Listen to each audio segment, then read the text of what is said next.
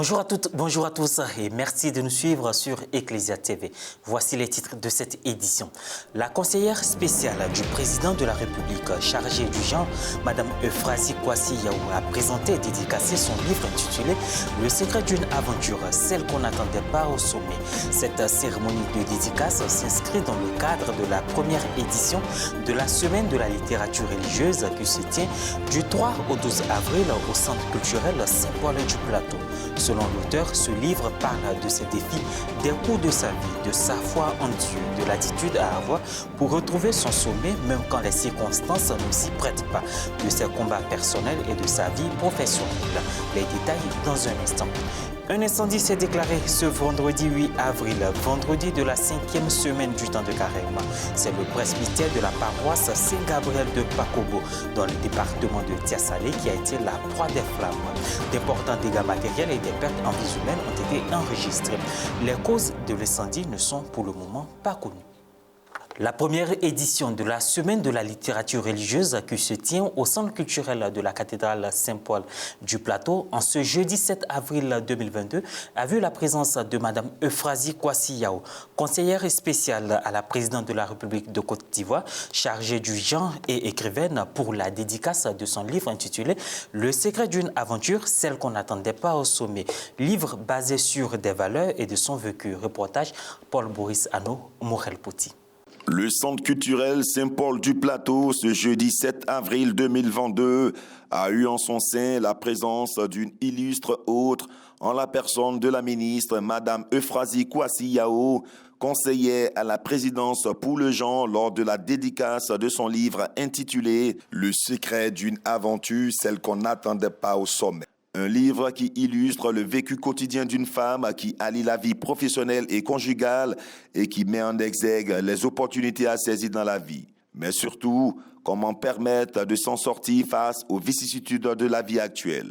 C'est un livre qui s'adresse à tous les âges, mais fait la part belle à la jeunesse qui manque souvent de repères pour s'assumer dans la vie active. Cette dédicace, qui s'inscrit dans le cadre de la première édition de la Semaine de la littérature religieuse, a eu la présence des officiels de la ministre, des pères Rodrigue Noantanga, directeur presse de l'ITCJ, Jean-Baptiste Diaou du bureau de la communication de l'archidiocèse d'Abidjan et du père curé de la paroisse cathédrale Henri-Christian Ndimon qui représentait le cardinal Jean-Pierre Coutois, des pères de l'ITCJ et des invités.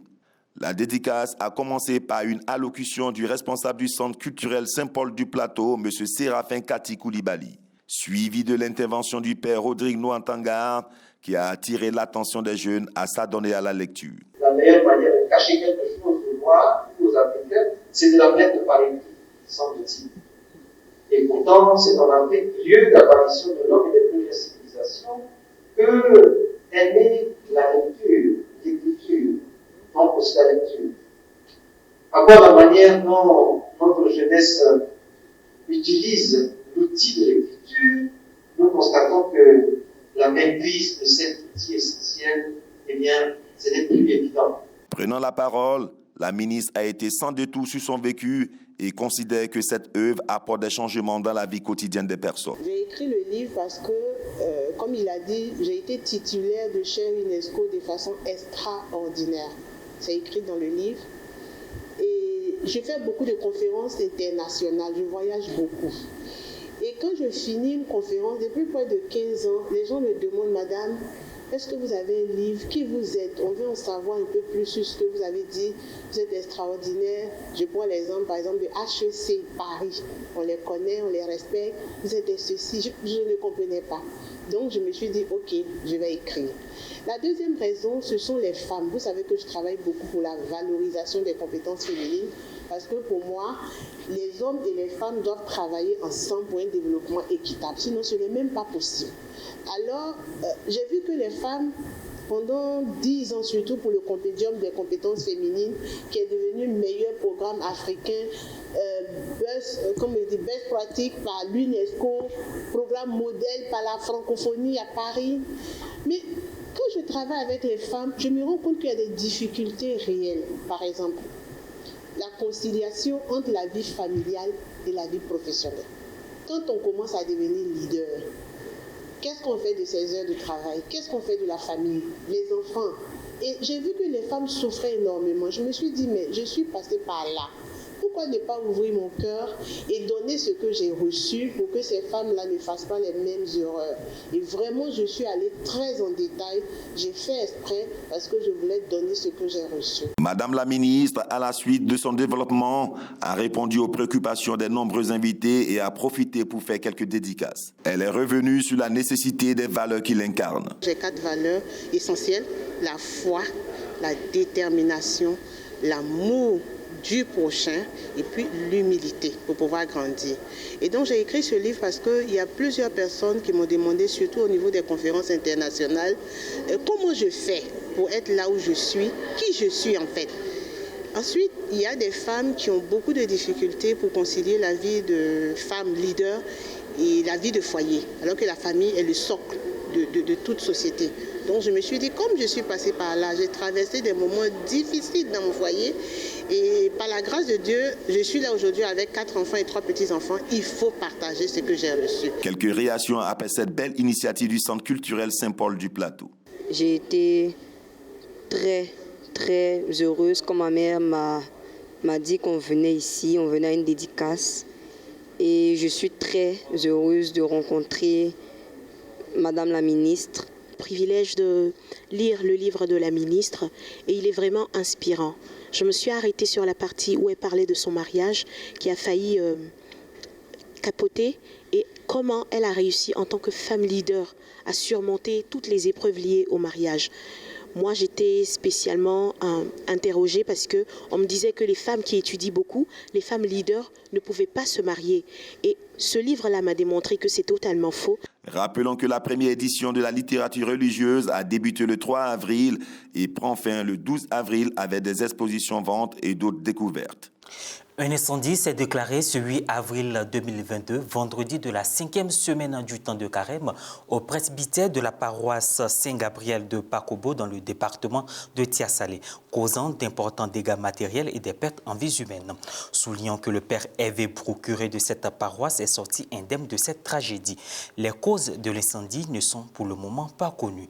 La rédaction d'Ecclesia TV présente ses sincères condoléances aux familles éplorées, aux fidèles catholiques de la paroisse Saint-Gabriel de Pakobo, ainsi qu'à l'ensemble des villageois traumatisés par ce drame. Nous y reviendrons. Accueilli, voilà le mot qui retient depuis Malte, destination du 36e voyage international du pape François les 2 et 3 avril dernier. Un mot qui revêt une signification particulière pour une île qui se trouve au cœur de la Méditerranée, mais qui est aussi un pont naturel vers la terre de Jésus. Au sanctuaire national de Tapinou, le lieu du pèlerinage le plus célèbre de Malte, il a invité les gens à redécouvrir l'art de l'accueil. Et dans la grotte de Saint-Paul, il a élevé sa prière vers Dieu. Père bon, accorde-nous la grâce d'un bon cœur, qui s'efforce d'aimer nos frères et sœurs. Aide-nous à percevoir au loin les besoins de ceux qui se débattent dans les vagues de la mer, écrasés sur les rochers d'un rivage inconnu. Dimanche matin, la grande messe et l'après-midi, la rencontre avec les migrants. L'un des rendez-vous les plus attendus. Le pape leur a exprimé son rêve. Que vous, migrants, après avoir fait l'expérience d'un accueil riche en humanité et en fraternité, puissiez devenir personnellement des témoins et des animateurs de l'accueil et de la fraternité. C'est le rêve que je souhaite partager avec vous et que je remets entre les mains de Dieu. En toile de fond de ce voyage, des échos de la guerre en Ukraine, à laquelle le pape François a fait plusieurs fois référence et qu'il a qualifié d'injuste et sauvage, alors qu'un voyage à Kiev serait sur la table. Je me sens reconnaissante pour cette opportunité. Être ici maintenant, voir le pape, c'est un moment précieux pour nous, d'entendre ces mots de soutien à l'Ukraine. J'ai prié pour l'Ukraine. Je suis orthodoxe, mais au final, il n'y a qu'un seul et même Dieu pour nous tous. I prayed for Ukraine. I'm Orthodox.